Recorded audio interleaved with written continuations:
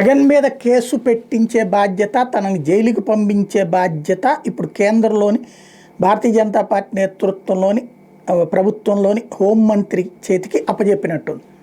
నిన్న పార్లమెంట్లో లావు శ్రీకృష్ణదేవరాయలు ఏదైతే లిక్కర్ స్కామ్ గురించి సుదీర్ఘంగా మాట్లాడటం, ఆ వివరాలని ప్రస్తావించడం, వాస్తవంగా అది బడ్జెట్కి సంబంధించిన డిబేట్. కానీ ఈ ఇదంతా మాట్లాడుకొచ్చారు.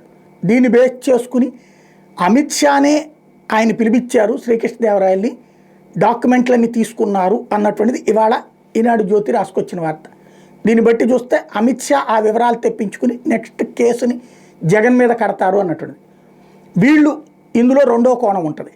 వీళ్ళే కేంద్ర ప్రభుత్వం మీద ఒత్తిడి, ఇంతకుముందు కూడా 2014-19 మధ్య కూడా జగన్ని జైల్లో పెట్టేసేసి జగన్కి శిక్ష పడేలా చేసి భవిష్యత్తులో జగన్కి రాజకీయ అనర్హుణ్ణి చేస్తే ఇక ఆ తర్వాత తెలుగుదేశానికి తిరిగి ఉండదు అన్నటువంటి వీళ్ళ ఉద్దేశంతో అప్పుడు ప్రయత్నించారు. ఆ విషయాన్ని 18-19 మధ్యలో అమిత్ షా వీళ్ళు చెప్పారు కూడా, ఎన్నిసార్లు వచ్చినా సరే జగన్ మీద కేసుల గురించినే మాట్లాడారు, రాష్ట్రం గురించి మాట్లాడలేదని. ఇప్పుడు కేసు పెట్టి అరెస్ట్ చేస్తే కనుక అది బీజేపీ వాళ్ళే జగన్ని లోపలేయించాలని చూశారు అని, మాకు సంబంధం లేదు, ఇది మేము ఆరోపణ చేశామంతే అని చెప్పే ప్రయత్నం చేస్తున్నది ప్రస్తుతం తెలుగుదేశం అనుకూల మీడియా. మరి ఏది నిజం అన్నటువంటిది బీజేపీ చెప్తుందా? అమిత్ షా చెప్పడు, ఇక్కడ బీజేపీ నేతలు చెప్తారా?